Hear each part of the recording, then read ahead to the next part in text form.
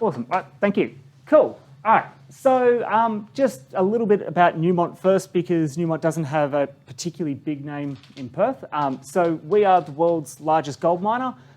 We produce about 6 million ounces of gold a year, which is about 170 tons, which is a fair bit. We also produce, a reasonable amount of copper and silver and lead and zinc and a stack of other things, but primarily we work on gold. So my role is a senior advisor of analytics and metrics, which kind of is a long way of just saying I help Newmont with reliability and modeling around how it is that we need to make the plant keep running. Cool. So of course we always start everything with a value share. So one of the things that I've really found that I've experienced since I started at Newmont is a kind of very strong safety focus.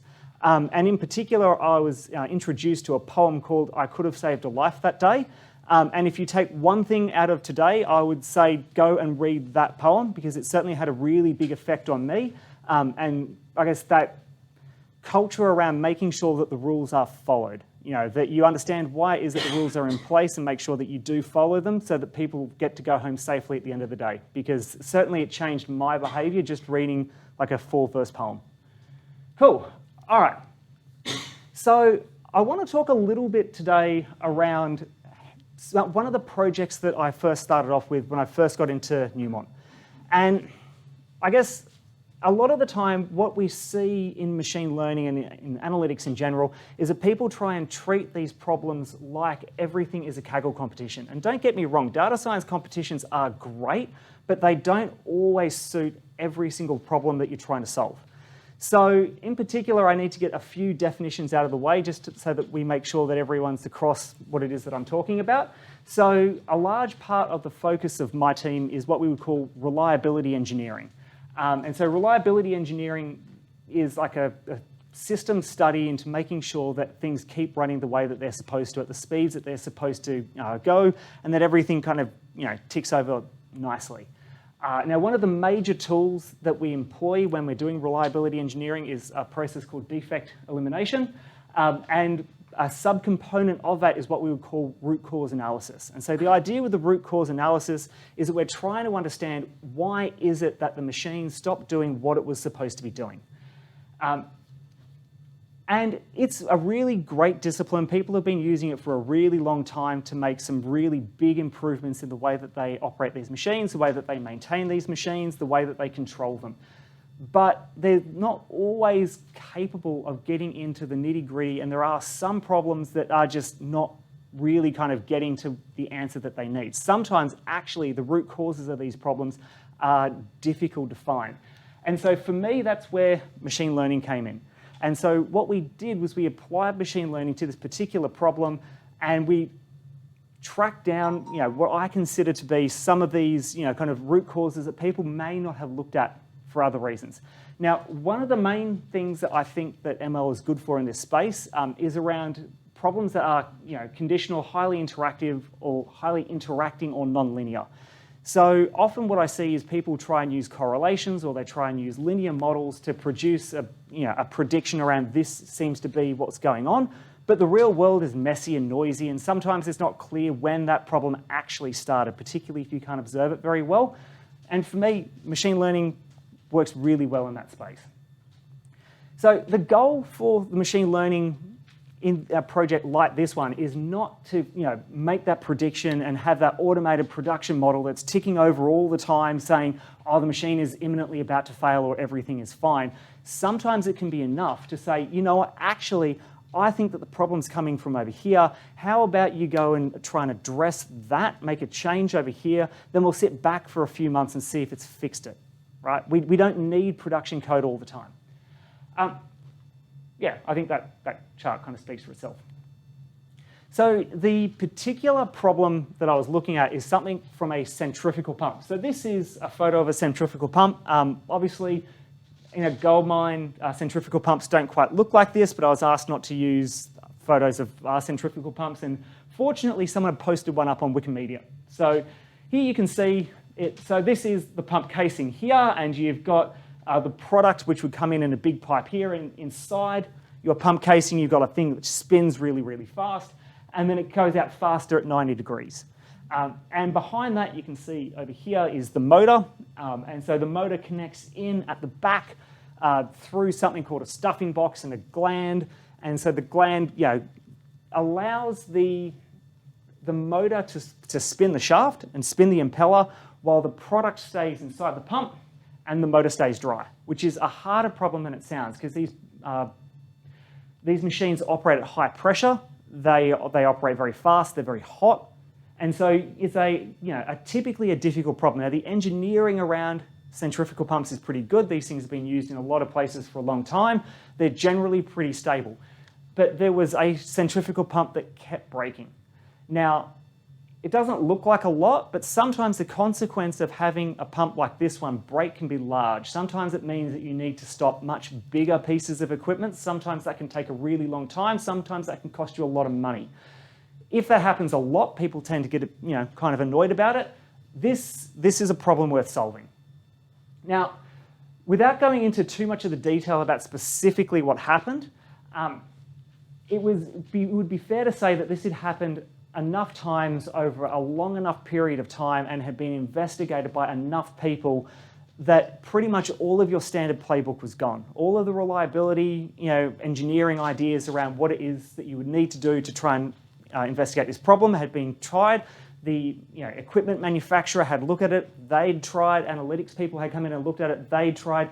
No one knew what was going on. Now, there had been some changes made to the setup of this system that reduced the failure rate, but they still kept coming. And if there's enough money there to make it worth your while having a look at, if the problem is big enough that people will change it, then this is a good example of something that I can look at.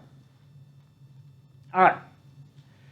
So, in terms of the right problems for us to use when we're considering whether or not we should use analytics in a reliability engineering situation, so one of the problems is that it has to be opaque, right? It's no good for us reaching for something really complex like machine learning when it's really obvious why that thing is failing. Machine learning doesn't necessarily give you a significant advantage then.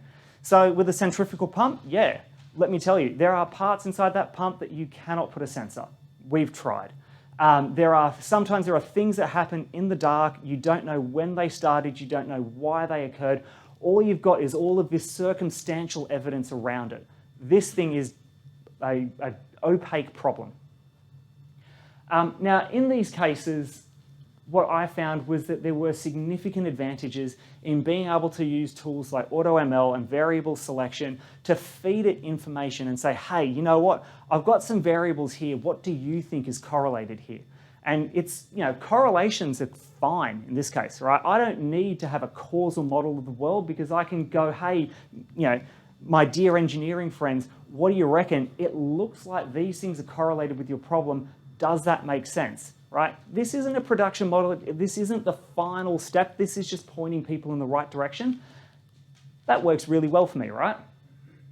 Problems need to be complex. If they're a really simple problem, right, and so you've got this relationship and you can kind of plot it out and you can visualize it and you can see it, that's probably not the right place.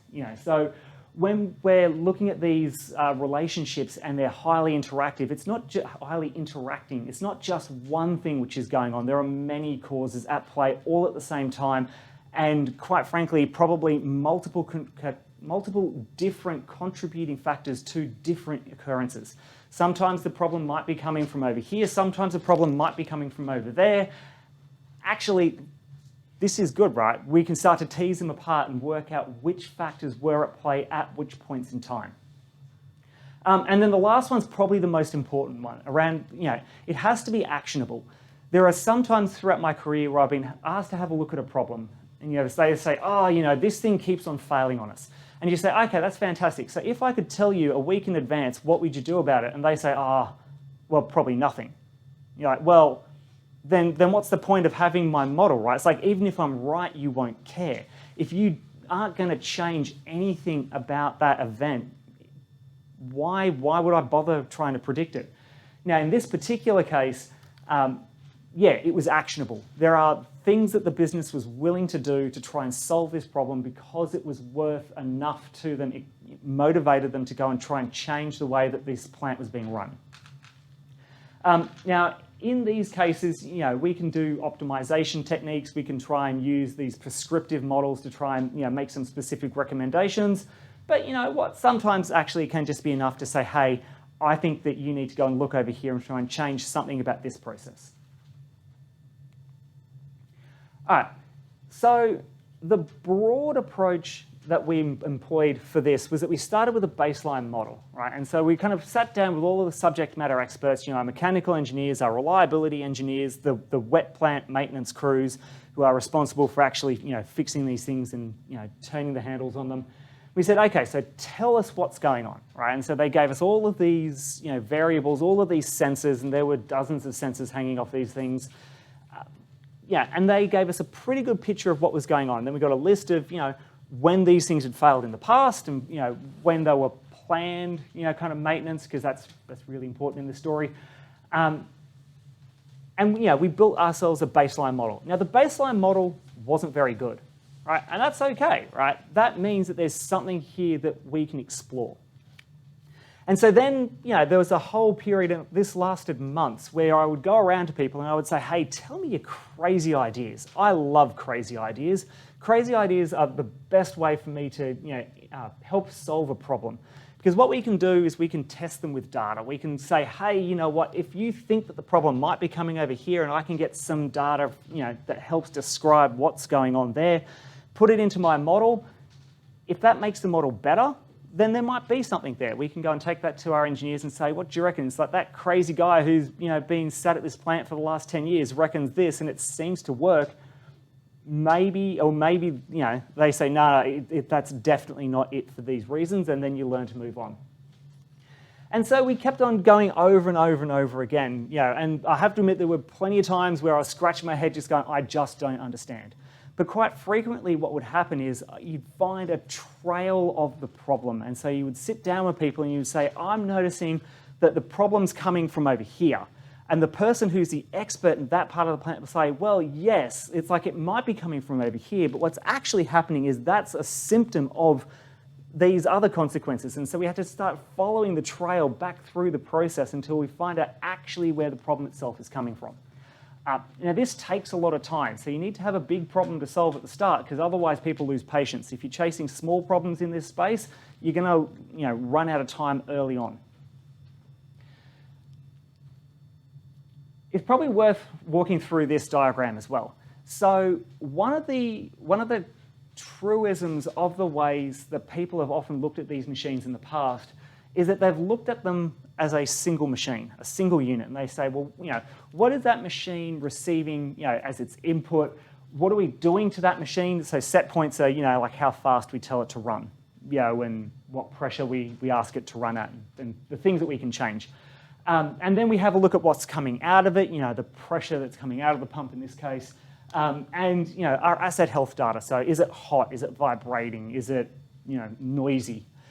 Is it leaking? But of course, these pumps are part of a much bigger system. And so sometimes what we find is that actually the problems are occurring upstream, right? And so it's important for us to consider what's happening at our crushers and our mills. So for people who aren't familiar with mining, a crusher takes like rocks and it bashes it into kind of smaller rocks. And mills are these big spinny things. You mix the rocks with water and they kind of like fall on top of each other. You put some balls in there to help it, and they kind of crush it down into effectively a paste. That's what comes through the centrifugal pump, right? So sometimes the problems are actually coming from up here. And the way that we operate these machines have consequences for the machines that are coming from downstream. Also at the same time, the inputs that we have coming into the centrifugal pumps are more complex than just the product that we put through the machine. The quality of the water and the air and vibration in the ground from when they do blasting and all of these types of issues all have real effects on these machines because they exist in the real world. And so if we can understand the ecosystem of this machine in context, then we can start to get a really good picture of what actually are we doing to this machine? Why is it that it seems to be randomly breaking when no one understands? This, for me, probably was one of the big key kind of realizations that reliability engineers, even though they were supposed to be doing systematic studies into these end-to-end processes, often didn't look very deeply into the system itself. Cool. So then we find something, right? And we've got a complex mathematical model. I've got some probability distributions. I've got some p-values. I've got all kinds of fancy things, right? And I'm sat in front of a person who's a trade. They might be a fitter and turner. They've spent their life with a spanner in their hand and they worked really hard. They were clever. They worked their way up into a position of authority, and now it is my job to convince them that they need to spend their money solving this problem, solving someone else's problem in some cases. So how can we go about this, right? It's like if I sit there and try and show them all of the maths and all of the data, they're not going to care. Even if they did understand it, this isn't what they do, right? And so we need to build these convincing arguments around making sure that we tailor what it is that we're telling them to their background. Right, I tell a lot of stories to people when I'm explaining these things. I walk through a lot of examples and I say, hey, you know that time where you found this thing, and you pull up a photo and show them evidence around, you know, what it was that their maintainers found at the scene at the time. You show them some data and you walk through. It's like, well, I think that this happened and your maintainer went here and they did this, and then they went over there and they did that, and you can show them how the data moves over time. And you can explain it to them. You can walk it through. Not everything's a probability distribution. I promise you not everything is a causal graph, an acyclic directed graph, whatever they are. When it came time to actually showing people the modeling themselves, and you pull up all of your interpretability techniques and your explainability techniques, most of these don't make a big difference to people. Most of them don't understand what it is that you're trying to tell them anyway, right? Yeah, sometimes like a variable importance plot might be kind of helpful because you can kind of say, well, hey, it looks like the model's pointing us in this direction. And so even though we're feeding in a dozen different variables, it looks like it's these three that are the ones that are the most important for this model. Two of these you knew about anyway because this is what your engineers have been telling you for years, but this one over here is different, and this is where I think the problem is, right?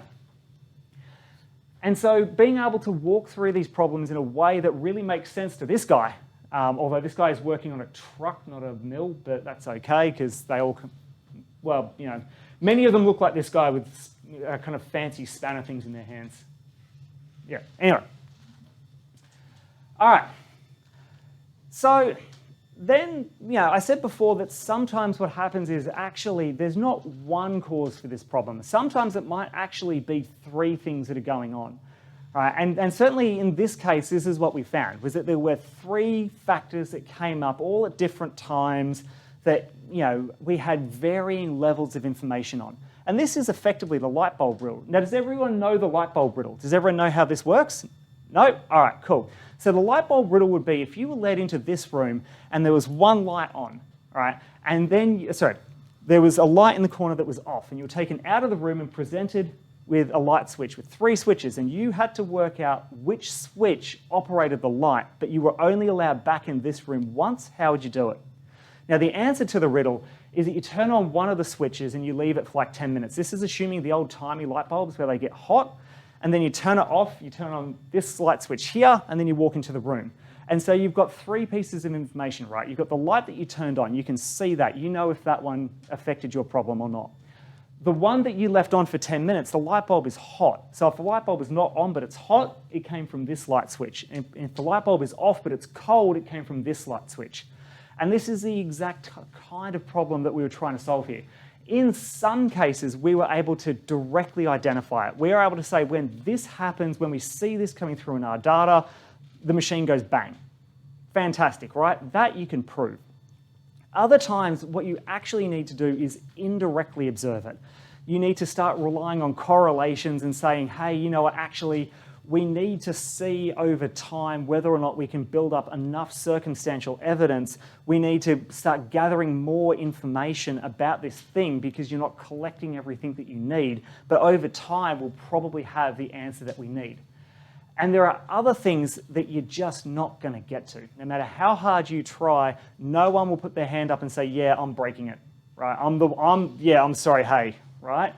So for those ones, they're the pieces that you come to last, right? Once you've dealt with the things that you can observe and you get people to make changes to eliminate those, and you collect all of the data that you can around the things that you think you probably can start to observe something on, not necessarily the direct thing itself, but something maybe tangentially related to it, and you can rule those out, that's time to go back to people and say, hey, you know what, actually, we've ruled out everything else. As far as we can tell, it's coming from over here. What are you going to do about it, right? Yeah, cool. So, that's all right. So the last step, this is kind of a cool picture. You know that I don't know anyone who's personally seen this, right? So apparently whenever anyone comes on site, they always say, hey, you know what? I really want to go and see the Gold Paw because it looks really cool. I know people who have worked in gold mines for decades, literally decades, and they have never seen a gold bar on site, right? These rooms you just don't get into. So the goal of these models is to get people to change something, right? If we understand it, that's fantastic. But ultimately, I'm not going to keep doing the job that I enjoy if I'm not bringing value to the business. And the value comes from getting the business to do things differently to get a better result, right? So I need to convince people to change things. So one of the things that I'm chasing is probabilistic benefits. By the time that I'm 100% sure that we need to change something, it's probably too late. I've probably worked too long. I've probably spent too much money, right? So I need to be able to build convincing arguments for people based on like 80%, I'm pretty sure this is what's going on. How about you try something small? And so if we find problems where we can make small changes and see if they have an outsized benefit to the organization, that's a win for me. In the same vein, we're looking for small changes, right? So I've seen other people who approach problems as though the problem has to be solved in its entirety in one hit or it's not worth solving. That's totally not true, right? You can look at these problems and you can say, you know what, if we can just reduce the mean time between failures, increase the mean time between failures, that's a good result, right? It's like we don't need to try and fix it all up front. And if it keeps failing a little bit, well, if it's a little bit less than it was before, then I'm going to chalk that up as a victory. Making sure that you've got good numbers and good standards to assess this is really important. That's probably one of the things that I think Newmont does really well, is they measure the cost of incidents, the cost of downtime, and they really understand when you change something, it's like, well, how did that change affect production? How did that affect the bottom line? Right? And so that allows us to make these small improvements, and that's really good for us. And probably the last one's the most important one. So actually, if you can take two things away from today, so one would be, I could have saved a life that day, and the other one is stay humble. I have met some breathtakingly arrogant data scientists in my time. I have had people tell me to my face that they, with an R squared of 0.9, that they had solved the problem. Oh my God, please, please do not be that person, all right? You haven't solved the problem. We never solve anything. At our best, what we do is point people in the right direction and they solve the problem, all right? And I have seen so many people come in like a bull in a china shop and put all of the people that they need offside.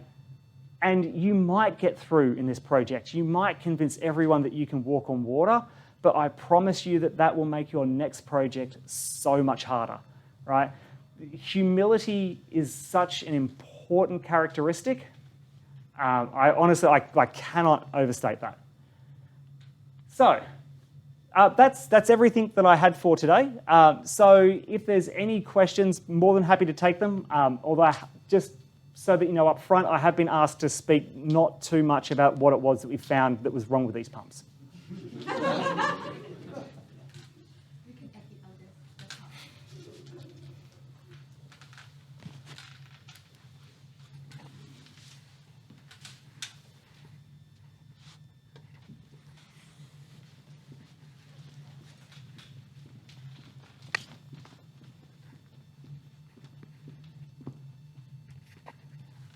Hi, thanks, Peter. I was just going to ask, do you have access to the data from other pumps, other centrifugal pumps to compare? That's a really good question. I have access to data from the other centrifugal pumps across our other sites. So Newmont operates a dozen mines directly, as well as has interests in other mines. There are a number of complications in that space. So one is that a lot of the pumps are different sizes or different specs. They're made by different manufacturers, which means that they're fundamentally different. Often those pumps are run differently. And so it might be, there's a thing called a pump curve, which is effectively how hard you're working this machine. And so if you're in a different point on your pump curve, then that will influence the way that the failures occur. We did get the OEM, the manufacturer, to come in and have a look at this, and they, of course, had access to a lot more information than they had because, people don't tend to share much data with their biggest competitor. And so they had a look, but they weren't able to find this, and the reason was because people were looking in the wrong place. Even if you had the data from all the other pumps in the world, in my opinion, you wouldn't have found it because the problem wasn't the pump. The problem was something else, something else. Okay, cool. Then could I ask a second question? Did you have data on the distribution of the solid size in the slurry coming into the pump? So we have some information on that, on the particle distribution. Getting the particles out of these pumps is tricky. There's no online sensor. So we have metallurgists on site who do that work and size the particles fairly regularly so that we have an idea about how big they are. The reality of these pumps was that the product which was being pumped through them was fairly consistent. And the product tends to go through a few times. So it's, what leaves is definitely consistent. When it's first entering the pump, it might be different, but not significant enough to be a factor in this particular case.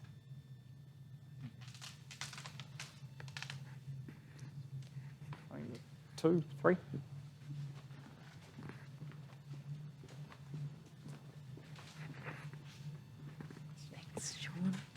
Peter, that was fantastic. Thank you so much. I'm really interested in your commentary about how you explain to the decision makers what you do, because they wouldn't be versed in ML. And I know you can't explain to us how you did this, but just wondering if you could give us a flavour, or even if you could give us a flavour with regard to the work you did at Western Power, which is quite public, about predicting pole top fires. Sure. Thank you. So when I first went on site, I described it to people as fancy pattern matching. And my wife said that if I went around describing it to people like that, that I'd undermine my own credibility. So I had to start rephrasing it as conditional pattern matching. Because in my mind, that's really what we're doing well, right? These algorithms, and I was using a lot of tree-based algorithms, are highly conditional and they match patterns, right? But it allowed me to explain to people up front that it wasn't magic.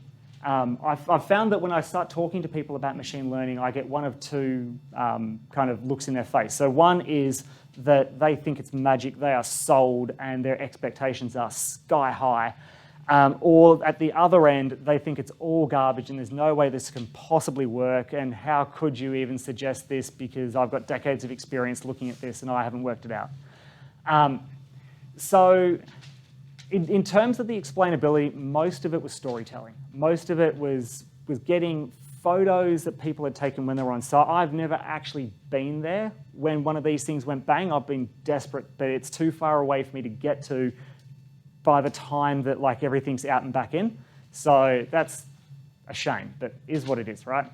So it's a lot of storytelling, a lot of use of information that people had around photos that they'd taken, or samples of material that they'd taken at the time, and data which is collected. So we have a lot of sensors on these machines. And so we were able to piece together a story about what we think had happened.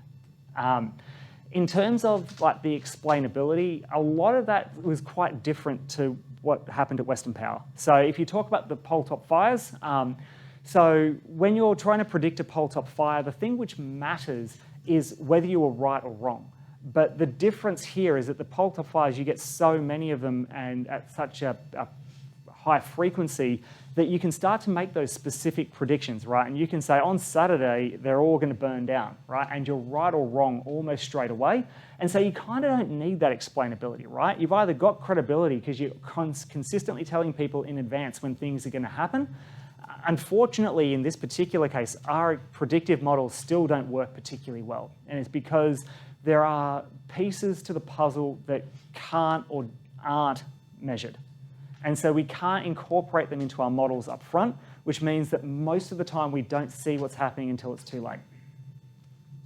And so that really does rely on me building trust and rapport with these people and trying to convince them that actually they need to spend their money to solve someone else's problem. Now, part of that is, getting the reports, from the general manager and showing them it's like, this is the most important thing on the site. You need, it would be really well received if you help me solve this problem. That strategy has worked fairly well. To be fair, most of the people on site are pretty good with that. They want this fixed because ultimately, their jobs are dependent on the operation of the site. And if this is a major constraint to that, then that's not good for them either.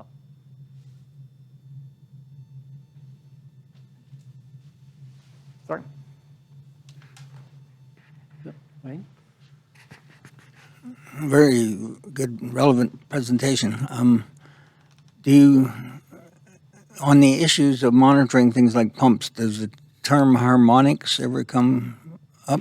So we've got a number of vibration specialists in my team who had a look at this.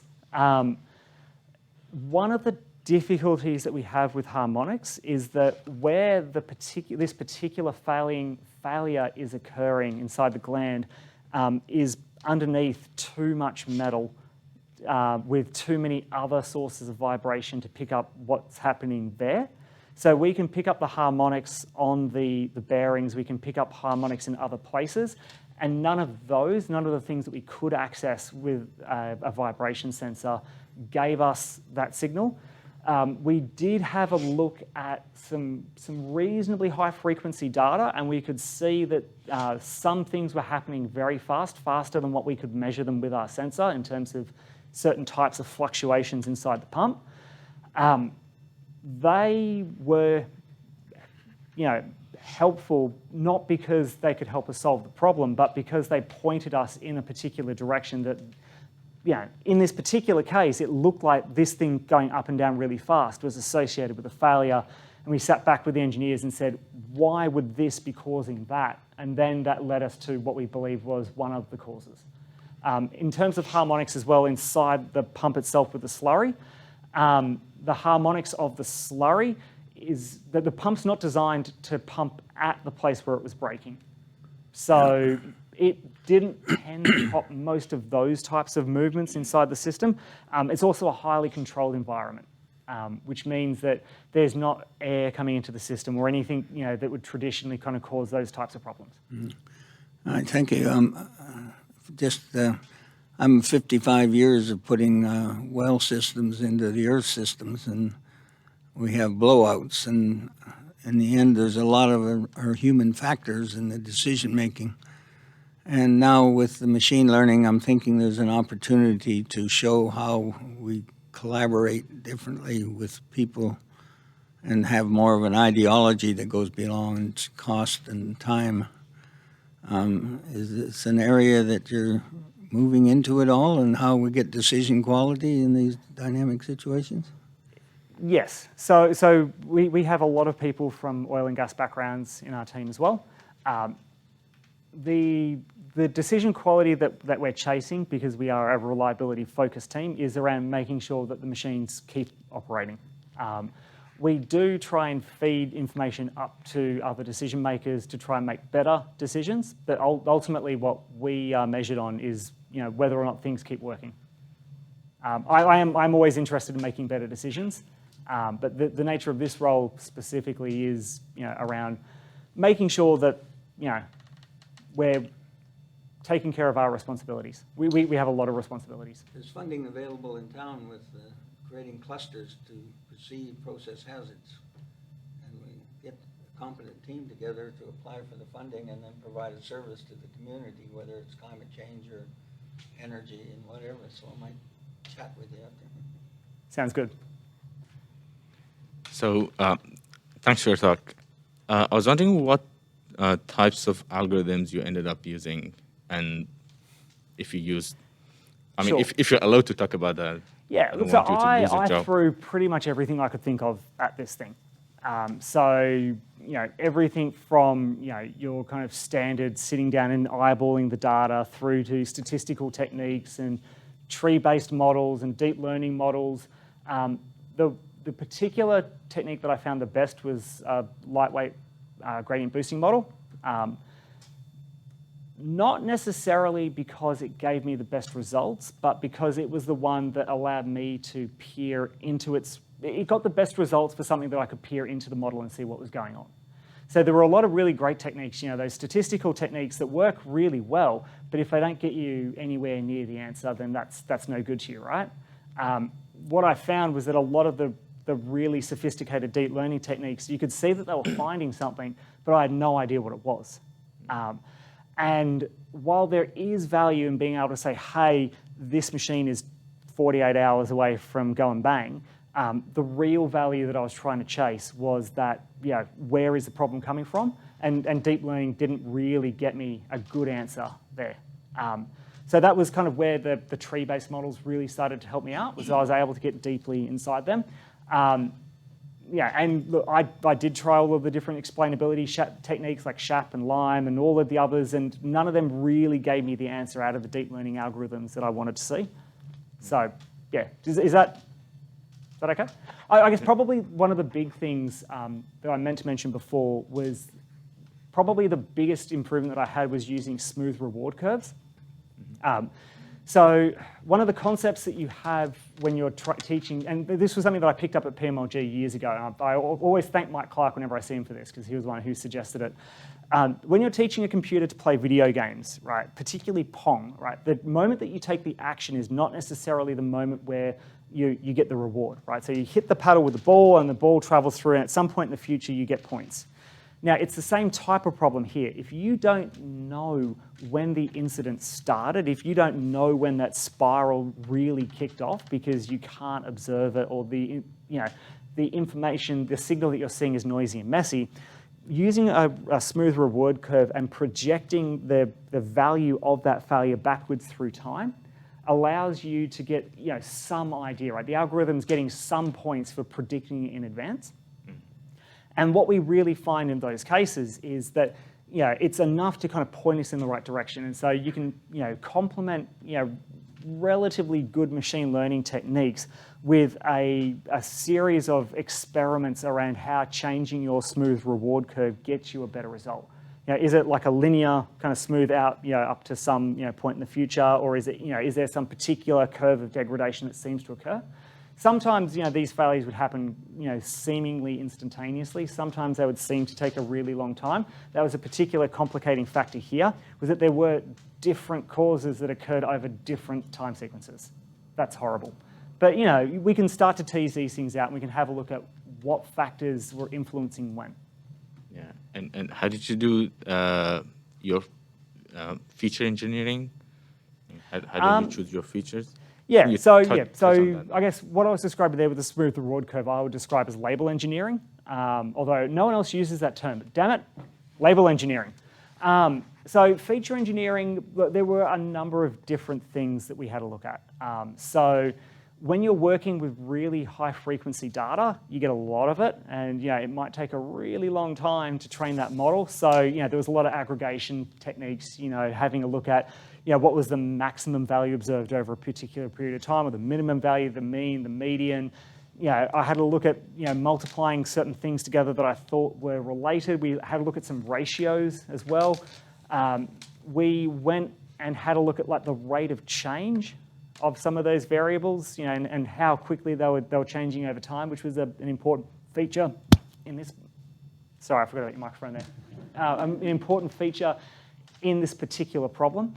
And so I guess a lot of this was around curiosity, but it was always being guided by the people who had crazy ideas, right? I would talk to the maintainers and they would say, well, I think it's this, this divided by that. Or, they wouldn't express it in those terms, but they would describe it in terms of, I think it's related to how hard the pump is working, or I think it's related to something getting stirred up, or I think it's vibrations in the ground when they do blasting, or whatever it happens to be, right? So they would come with these ideas that we would try and find a way of expressing in code and data, and then feeding it into the model, and then having a look at whether or not we got a better result on our holdout sample, right? And over time, what we found was that certain crazy ideas seemed to give us a boost over other crazy ideas that were just crazy. Yeah, cool. Yep. Hey, I'm just thinking about your system, right? You've got a whole bunch of different inputs from, different fields, right? You might have an acoustic sensor, you might have a temperature sensor, you might have, the consistency of the grease in your bearing sensor or something like that. How did you decide which inputs were actually important, and how did you weight those? How did you decide on weighting those inputs? Yeah. So at the start, I used them all. When I was asking people for what they thought the causal factors were, most people start to struggle after they list off about a dozen things, right? Most people can't just sit there and reel off a list of 50. And so it was kind of small enough just to use them all. Over time, as you go about and actively push people for their craziest ideas, you start to get lists that do come in a bit bigger. I used a lot of variable selection techniques, to be honest, right? So, like stepwise selection where, it's like you're putting variables in and taking them out, and you can automate this and you can run the machine 24 hours a day and work it very hard, and, I'll go off and, spend time with my kids. And so I guess a lot of it was just based around the principle of, is the model improving or not? And then when I have something that does look like it's working, do people believe that that could be part of the factor, right?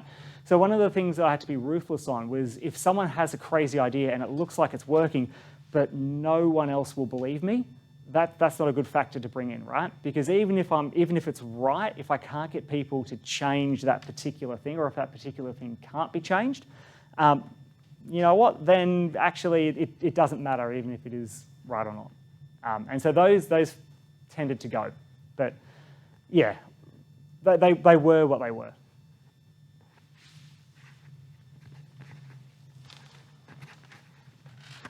Thank you. Thank you for the talk too. Perhaps riffing off the previous question there, with respect to any problem, not just the pump, do you find yourself sort of settling into maybe a canonical way of solving these problems, or are they typically more idiosyncratic? Like, do you just stare at the data for a bit, see if anything manifests, or maybe say, okay, I'm going to have k-means clustering or some weird model? I'm wondering about your decision procedure there. So I would like to be able to stand here and say that I consider every single problem on its merits, and that that I apply a custom technique to every single one. The analogy that was described to me once was the difference between a fancy restaurant and McDonald's, right? So everyone loves going to a fancy restaurant, but it's really expensive, right? And the reason why it's expensive is because they look at the things that are in front of them and they do their best with those ingredients, and that's hard, right? Whereas you go to McDonald's and everything's cookie cutter. It's done in such large bulk and volume that the results aren't amazing. I'm sorry if anyone's like a massive Macca's fan or a Macca's shareholder. But it's consistent, right? It's like you know what you're getting up front. It doesn't cost a lot. Yeah, you're having to maybe trade off between the time constraints and the cost and whatnot. Exactly right. And so I guess I've got a number of go-to things that I try up front, just to kind of see whether or not any of the the dozen or so things that I would typically reach for would work. And they're using tree-based algorithms, it's encoding the data into a picture and using a convolutional approach and a few other bits and pieces, but same kind of vein, right? I guess one of the things that I'm always very careful about is making sure that I don't spend too much time on something which isn't working, right? So I've worked with many people who attack the same problem for weeks using the same technique and never stop to think whether or not that was the right approach to go down. And so typically, if one of those half a dozen looks like it's working, then I'll keep pursuing that. If that's not working, then I'll have to kind of step back and say, okay, so what am I missing, right? Now, in the kind of work that I do, often the thing which is missing is not the algorithm itself. Normally, these algorithms are pretty good at finding the answer if you give it enough data to produce a good result, right? So I spend more of my time looking at data collection and different inputs than I do looking at different algorithms.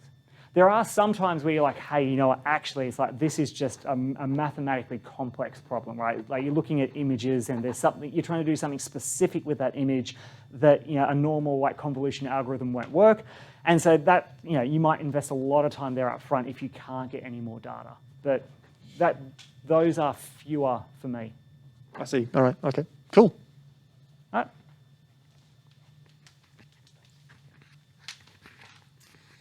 right. Yeah, you mentioned you've got maybe a dozen go-to algorithms. I'm curious what the rest of them are. I'm trying to remember. Okay, so typically, I work a lot with time series data, right? So there's going to be a strong riff on time series themes here. So often it would be eyeballing the data using plots. I spend a lot of time in Excel. People laugh at me, but I think Excel is fantastic, right? I can pull the data up, I can visualize it, I slice and dice it, move it around, do calculations, doesn't take me a lot of time, chuck it away and I'm done, right? Yeah, I could probably do a more sustainable result by coding it up using like proper Python and all of those plots and stuff like that, but sometimes I just want to touch the data. Sometimes I like, you know, putting things on different axes and, you know, adjusting them until the axes line up. You'd be surprised how effective that is to convince people that things correlate. So, yeah, so statistical techniques are really great, you know, but often I don't spend too long there. So normally it'd be like a linear regression and some, you know, I wouldn't consider myself a statistician. I just, you know, try them out because they are typically a good approach to use. Tree-based algorithms, so normally the lightweight gradient boosting model and extreme gradient boosting. I tend to stay away from cat boost because I just don't see the point of it. So convolutional algorithms, so encoding the data into a picture and seeing if convolution can pick it up, because I've found actually that tends to work pretty well. LSTM-based models, yeah. And then typically that's where I would stop. If at that point I still don't have anything, I'll be starting to think that actually I'm missing some key input. Often the case is more that my data is horribly overfitting at that point, at which point I'm saying, well, it's like, you know, what's going on here? Like, why can't I train a good answer to this problem? Why doesn't the algorithm generalize? Cool, thanks.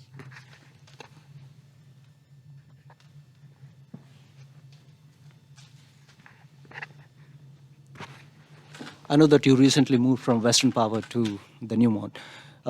So how did you approach this specific problem, especially when the business is new, you have totally different data, the features are different. So when you don't have the business knowledge, how did you approach to this specific problem? So I spent probably the first week in my new job Googling what's a stuffing box. Now, I won't repeat the whole list, but a lot of the things inside a centrifugal pump actually sound vaguely dirty. And so I would come home and I would be explaining these things to my wife and she would say, stop saying that. I guess, like, yes, the difference between a utility and a mining company is fairly large. However, a lot of the things still kind of feel the same, if that makes sense. And so I guess a lot of what I spent my time approaching was how is it that these new things that I'm being asked to look at fit into that kind of model that I'm used to seeing, right? And so, you know, when we're talking about things like temperature and vibration and I guess like the physical characteristics of machines and poles, a lot of that kind of what works together. Luckily for me, a lot of the techniques that I developed at Western Power and my kind of tried and true, my go-to methods, they tended to work pretty well up front. A lot of spending time with people as well. So going on site and just getting people to walk around and point things on the machines. I had people say to me that they'd never been asked to, you know, go and explain something to someone. You know, like maintenance supervisors saying, you know, no one's ever come down here and asked to see inside this thing. Right. So for me, I guess just getting that rapport with people, talking to them about what's going on, because that's when we can get them to open up and start giving us their ideas, right? And it's like, well, when the machine broke, what did you see? You know what I mean? It's like, yes, it's like you had a photo, and I can see the photo of you holding this broken thing in your hand, but what was that? You know what I mean? And next time it goes bang, can you get me a sample of that? I was lucky with this particular problem that people were quite open about it. So I've worked in problems in the past where you kind of, you're asked to go in and have a look at something, and one particular individual will go, no, mine, right? And that's really hard, right? It's hard to break down those barriers. But because that wasn't so much of an issue, because people just wanted this thing fixed, right? That meant that I was able to, get people's like raw and honest opinions. Okay. So apart from that, as you mentioned that you selected tree-based as the best model for your problem. So is there any specific reason why you didn't select, apart from the model performance, is there any other particular reason you selected the tree-based as a best model? I guess probably one of the other reasons was that I ended up with thousands of candidate variables to fit into this model, right? And so the deep learning approaches were really great, but what was hard with the deep learning approach was separating out what was important in this model and what's not. And I could run the tree-based models really fast, right? And so I could build literally hundreds of thousands of these with different combinations of these variables to try and pick out what looks like it's important. And so that speed really did make a big difference because the variable selection choice became really important, right? Like the choosing to feed something in or not feed something into that model made a big difference, not just in terms of its performance on the holdout set, but also around the story that I was telling to people. So if I was saying that the model performs better without this piece of information, I can make that argument of saying, it's like, I know that you think this is really important, but honestly, I've got some evidence here. It's not something that you're going to really go with, but I've got some evidence here that that's not it. Yeah. And what amount of transformation you have done for the data? Not a huge amount of data engineering. Some label engineering, some aggregations, a few kind of simple ratios and other bits and pieces. I guess I was fairly lucky in that the tree-based techniques did what I thought was just about as much as they could for the job. But I had certain failures that wouldn't fit into that model, and when I had a look at what else was occurring inside the business at that time, it made me think that actually the problem was coming from somewhere else. And so we'd start to put lines through other bits and pieces and see what fit when. And then that gave us a result that, it was good enough. It was good enough to get people to change something and to observe more data. And then I would say, okay, let's sit back for a bit, right? Because once I've made that change, if I keep on going and pushing for more changes, I won't know what else has gone on. It didn't help that someone else changed something important at the same time. And I didn't find out about it for 2 months. But that's just how it goes sometimes. So apart from building the complex model, did you do any simple approach? Like, did you use any simple approach like outlier detection or something? Yep. So I ran a lot of those types of things first. So I didn't reach immediately for machine learning and deep learning. I spent a lot of time looking at, is it just when any of the variables get to a certain level, right? And so a lot of binning of data and a lot of statistical type approaches, descriptive type stats. Is there anything that looks like it correlates? Simply, are there 2 or 3 variables up front that look like it fit? I guess the thing for me as well, particularly with this problem, but in general, is that I don't tend to get asked to look at simple problems. I'm never the first person to look at a problem, and I shouldn't be, right? So if it's something which is relatively straightforward, the engineers and the maintenance people should have solved this already. You know what I mean? And so I guess what I was trying to do up front was not necessarily solve it using like descriptive techniques and relatively simple models, but just convince myself that they hadn't missed something really dumb. And then, once I was pretty sure that actually these guys had been working really hard at this problem, they've been doing a lot of good stuff. That was when I started reaching for those more complex techniques, because what it made me think was potentially there's some like interrelationship here that wasn't working. And when those techniques weren't working, then the next step in the process was, hey, actually there must be something that we're not considering. And that's hard, right? It's hard to rock up on site and you're like, I'm looking for something and I don't know what it is. Right, so you have to start thinking about where the machine is, how it's being operated, by everything around it, try and understand those different bits and pieces.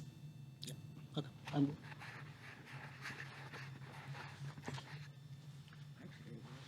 Something's coming to mind here. I've seen some studies done with commingling renewable energies with conventional energies into the grid. And it seems to me there's a really opportunity to determine just how much conventional and how much renewables we need to manage different systems. I was thinking of bringing this up with Western Power once, but have you been involved with anything like that? So one of my jobs at Western Power was to build what they call the whole of system plan. I didn't build it on my own. There was quite a large team with lots of different organisations involved. That's a very long question, so how about we take that one up later? But yes, I have considered that. There's a lot going on around the grid, that the duck curve and everything, and nobody seems to want to model it all and sort it out and get the right decision. No, we did, I promise you. Whether or not people will implement the recommendations is a separate question. So, Peter, with the interventions that you did, so I mean, like you're collecting lots of data, you've narrowed it down to a few kind of key areas where you want to look. Did you actually go out and try intervening with those, with the ones which you felt you could intervene with?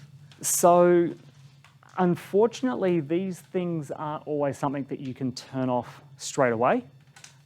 So the interventions have quite a slow burn on them.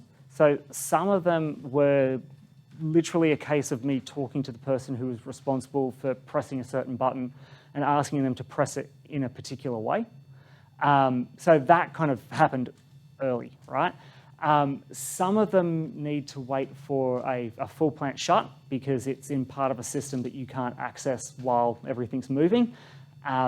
And not just any full plant shuts. Sometimes like they'll only do that particular activity once a year or once every other year. And so you need to wait for that opportune window to come up. Fortunately, I got in early enough that it will come into the next one.